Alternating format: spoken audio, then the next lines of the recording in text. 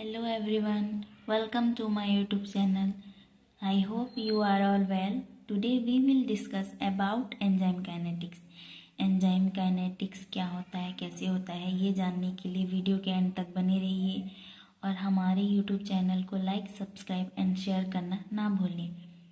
Enzyme kinetics क्या होता है ये जानने के लिए सबसे पहले तो ये जानना ज़रूरी है कि एंजाइम काइनेटिक्स किसे कहा जाता है। एंजाइम काइनेटिक्स जो होती है यह एक प्रकार की स्टडी होती है। The study of the rate at which an enzyme work is called enzyme kinetics. Enzyme के कार्य करने की दर को एंजाइम काइनेटिक्स कहा जाता है। In a mathematical description of enzyme action developed by Leonore Michaelis and Maud Manton in 1913 को जो है Leonor Michaelis and Maud Menten द्वारा एक मैथमेटिकल डिस्क्रिप्शन जिसमें two constant V max and K M important role play करते हैं। इसमें सबसे इम्पॉर्टेंट वी मैक्स और के एम ही है जिसको मैकेलिस ने डिस्क्राइब किया है। मैकेलिस मेंटेन मॉडल, यह मॉडल जो होता है यह एक केमिकल रिएक्शन के बेस्ड पर होता है और केमिकल रिएक्शन एंजाइम कैटलिस्ट होता है। एंजाइम के रूप में इसमें इन्वर्टेज का यूज किया जाता है। अब ये इन्वर्टेज करता क्या है, तो ये इन्वर्टेज एंजाइम जो होता है यह सुक्रोज को ग्लूकोज और फ्रक्टोज में तोड़ देता है। सुक्रोज डाइसैकेराइड होता है जो मोनोसैकेराइड में टूट जाता है। Michaelis maintain model reaction velocity और सबस्ट्रेट कंसंट्रेशन के बीच रिलेशनशिप को बताता है। रिएक्शन वेलोसिटी और सबस्ट्रेट कंसंट्रेशन के बीच रिलेशनशिप को बताते हुए उन्होंने एक कर्व दिया था जिसे हाइपरबोला कर्व कहा जाता है। इस कर्व में क्या होता है देखते हैं। यह वो ग्राफ है जिसमें reaction velocity and substrate concentration के बीच रिलेशन को बताया गया है।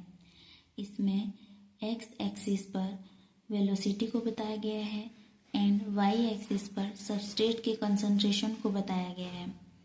मैकेलिस मेंटेन ने इसमें 2 पॉइंट बताया था। पहला, जब सबस्ट्रेट कंसंट्रेशन को कांस्टेंट रखा जाता है तो एंजाइम कंसंट्रेशन में वृद्धि होती है। इसका रिजल्ट यह होता है कि रेट ऑफ रिएक्शन इंक्रीज होता है। एंड सेकेंड पॉइंट, जब एंजाइम कंसंट्रेशन को कांस्टेंट रखा जाता है तो सबस्ट्रेट कंसंट्रेशन में वृद्धि होती है। तो इसका रिजल्ट यह होता है कि rate of reaction increase to a maximum value of a level.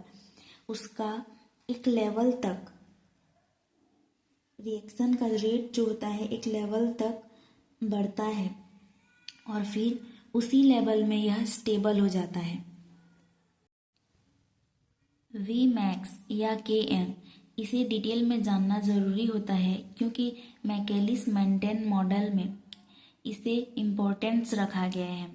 V max, इसको तो हम पहले ही डिस्कस कर चुके हैं कि वी मैक्स जो होता है वेलोसिटी होती है या मैक्सिमम वेलोसिटी या मैक्सिमम रेट जो केमिकल रिएक्शन का जा सकता है जब सारे एंजाइम की एक्टिव साइट सैचुरेट हो चुकी हैं किससे, सबस्ट्रेट से। तब के एम वो सबस्ट्रेट कंसंट्रेशन जिसमें मैक्सिमम वेलोसिटी हाफ हो जाए।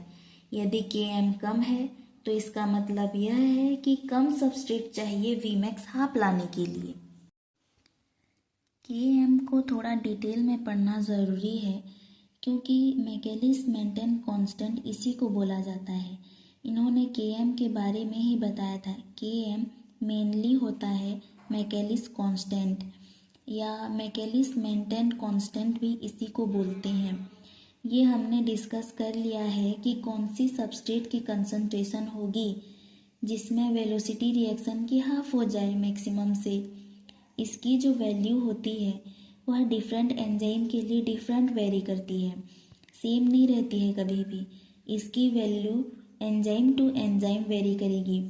के एम डिपेंड करता है बहुत सारे फैक्टर्स पे।